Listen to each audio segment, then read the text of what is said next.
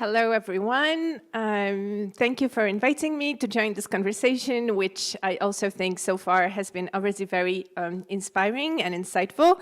And I think it's interesting how some of the insights that other speakers have shared actually connect with what I'll be talking about today, which is how in the space of a garden, of an illuminated garden at night, how to mediate between tradition and modernity using available modern technologies. As many of you would know, Suzhou is one of the most famous gardens in China, called the City of Gardens, because of the many classical Chinese gardens remaining in the city. And Humble Administrator's Garden is by many considered the most famous garden. It's enlisted on UNESCO list, and it's an absolute highlight of the city, which makes this whole question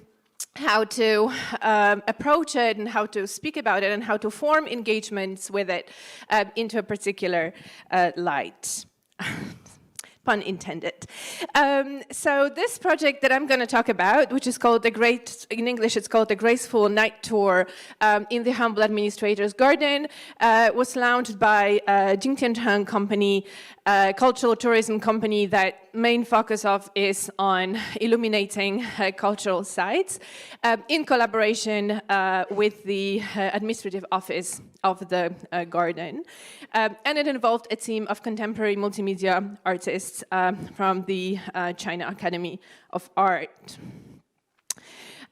So the question behind this idea to develop these illuminations for the garden was how to display the classical gardening aesthetics, which of course is a centuries-old knowledge and art in its own right in China that inspires architects, inspires urban planners until today. So it's a big question how to keep it alive, how to carry it on, and how to be kind of loyal to that spirit in the contemporary urban context, how to highlight the existing attractions of furnishings, and how to celebrate the moon aesthetics, and how to do that in the dialogue bridging 500 years, because the garden is 500 years old. And I think before we really look in more details at this project, it's really important to set a bit of context, and first of all, say that the question of light inside the classical Chinese garden involves a very complex lightscape, which is daylight and moonlight. There are many poems written about the moon. There are many spaces in classical Chinese architecture where you're actually appreciating how the moon gets reflected in the water or in the stones on the floor. So there was really a lot of historical, cultural sensitivity to work the darkness, the shadow, and the moonlight, of course, long before any form of superficial electrical light came into the garden. And of course, it's also lanterns and shadows and reflections, right? How the light plays on the water, on the different spaces. And if you look at these effects that shadows can create in many of the gardens by the architecture design, by the very concept of how the space is being put together, I think there is really, and this is one of the main parts of my research, is how to really find ways to transpose this aesthetic and this sensitivity into contemporary art project solutions, because you really can't get closer to a non-emission illumination than this kind of projections of the wall just made by the sunlight and the trees and existing old architecture that doesn't generate more carbon footprint. So here are some more examples from different gardens in terms of how extraordinary effects can be created inside these gardens just by the sun and the existing components of the garden, many of which I think could become some kind of multimedia, non-multimedia sunlight art in that garden space. And another context that I think is also really important to keep in mind in terms of this conversation about what the moon is supposed to be in the garden and how do we engage with it in the contemporary urban context is what I call the moon eclipse above China, where due to this dazzling glare in many cities, excessive illuminations, kind of highlighting the tech opportunities, the modernization of the country, of the city, this kind of competitive spirit distributed between many different Chinese cities,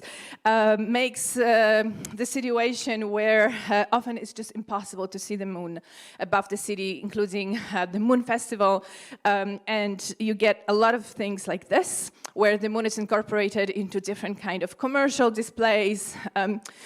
urban art, but it creates so much light that you can hardly see the moon in the sky. This is from so-called Moon Bay in Suzhou, where because it's the Moon Bay, there's this constant illumination on the glass towers with the changing phases of the moon that never relate to what is actually the phase of the moon in the sky, right? So there's this constant contradiction every night of the moon in nature and the real moon, and what we're seeing mediated by technology as a kind of artsy display. This is actual moon eclipse in Suzhou last year, where the moon is already photographed after the eclipse, but as you can tell, the moon on the towers still went on as always, as if nothing unusual happened to the moon that night. And also there is a lot of inspiration taken from this Jiangnan aesthetic, classical garden aesthetic, incorporated into different commercial spaces like restaurants, bars, which creates a context in which the lighting and that form of architecture and that form of historic artistic space gains supposedly a new incarnation and a new aesthetic in this contemporary context. So I think this is important to keep in mind as we go back to the question, how do we inherit the moon culture? How do we inherit that legacy in which, you're supposed to be with your friends and enjoy the moon, or you could approach the moon as your friend, where this was really kind of meaningful connection, where you would pay attention to how the moon is casting shadows in your home, and where the whole space of the garden would be also a very special space for friends gatherings, for intellectual conversations, for creative explorations. So how do we inherit it in the context where we see so many drone displays, which supposedly link to traditional culture, right? And they incorporate certain elements from the ancient stories, from festivals, but it's happening already on the level where we're first deciding what we're going to do in terms of use of the modern technology to fit with this modern lightscape, and how to kind of upgrade it or top it with certain traditional elements, instead of going the other way around and asking, what is the tradition of light here? What is the tradition of connecting to the night, to the moon, in our culture, in our city, and what we can do with it using modern technologies? So these are the common photos of Suzhou, the most famous building, the Gate of the East, which of course becomes a huge screen every night with more or less random illuminations, beautifying the facade, sometimes kind of relating to the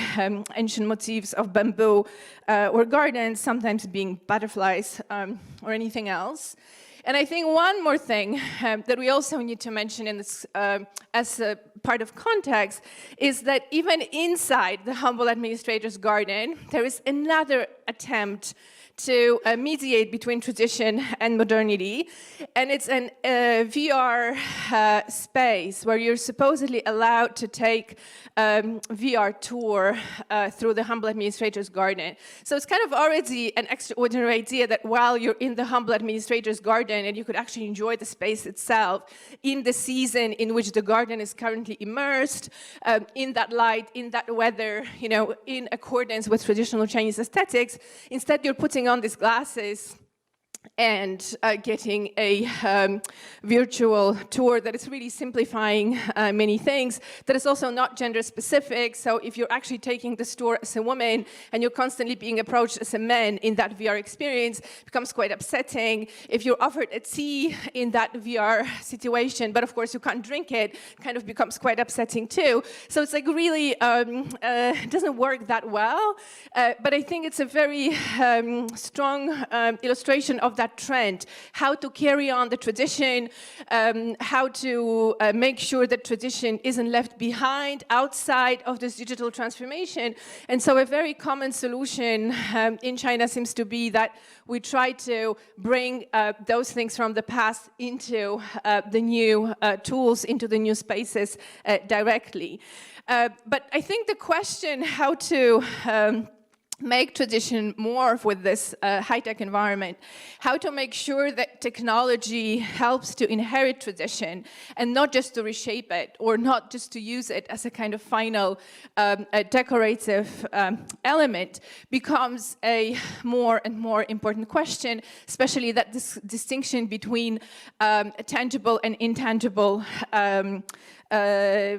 heritage becomes really problematic when we think about digital projections, right? So how do we inherit the spirit of the place and not just this tradition as a kind of hologram or visual display with a little factual inspiration and meaning. And so this graceful tour through the garden proposes a different approach. This is a tour that takes place in small groups. In the evening, it's a ticketed tour, and you walk through some parts of the garden, only some parts are lit up or displaying different artworks. Every artwork, every space in its own way is related to the moon, to different poems,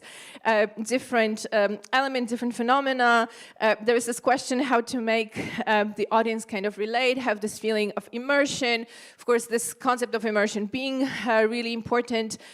in China, in the contemporary, both kind of image economy context and consumption context. Different ideas how to play with this idea of the rain, with kind of different animals that could inhabit the garden or would be related to traditional stories. One of my favorite elements is where they just put some light on the floor, and they kind of play with this idea how the old tiles in the floor actually could look like a moon, which I think really interestingly relates to that idea of traditional aesthetic, which we maybe know more under the Japanese term wabi-sabi, right? But this kind of imperfections, this kind of oldness that gains attention and appreciation in a surprising way. So this is these are the guides that walk you through, and so at this point, this is an illumination, and at this point, there is this question from the beginning how to shift from just selling heritage to exploring it using new tools and approaches, and how to shape engagement, how to facilitate engagement for the audiences who are used to those other solutions and kind of displays that I've talked about before. I think it's also interesting to emphasize that this night tour, what this night tour accomplishes is it seeks to offer a bit of counterbalance to what the garden has become throughout the daytime. As I've said, this is one of the most famous landmarks in China. It's probably one of the most famous gardens in the world, really. So it tends to be packed with tourists. Just to give you an idea, there are 300 guards, secret guards, kind of inside the garden, employed just to make sure that people don't step where they should not be stepping, that they're not destroying the garden because of the incredible flow of people. And so easily it becomes this really kind of random tourist experience, which has nothing to do with the traditional spirit of sophistication, you know, poetry, self-cultivation,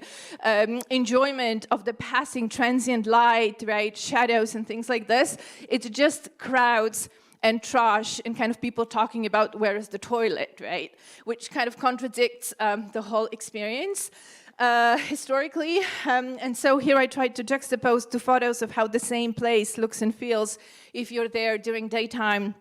And at night, the groups are really small, kind of 15 people, and they're also let in with the breaks in between so that you don't see the former group walking in front of you. And so it's supposed to create this kind of more poetic, personal experience of the space. And this space is complete. This tour is already available. But now Li Wenle seeks how to, who's the head of that company, she seeks how to expand and how to bring this project to the next level. And this is where we're joining a bit, trying to support as Xi'an Jiaotong Liverpool University, and to ask the question, you know, how at least at night the garden could regain that original function, to celebrate the seasonality and timelessness of the garden, to forge some kind of more meaningful engagements, creative engagements with the garden. And the idea is that hopefully we can collaborate as the university and industries and artists, both locally and internationally, in creating different events, creating a network for kind of maybe seasonal events, temporary events, also to build some kind of light art collection, which would be a nice reference to the tradition of Chinese literati collecting artworks in their own right. And also how to help young people, the students, to connect with their tradition and connect with this heritage in the ways which exceed that mentality of just selfies in a cool old Chinese space that has little meaning beyond the kind of Instagrammable moment, and how this could have then broader implications for transforming the perception of the city and the traditional culture through the lighting art. So I guess I'll stop here. Thank you.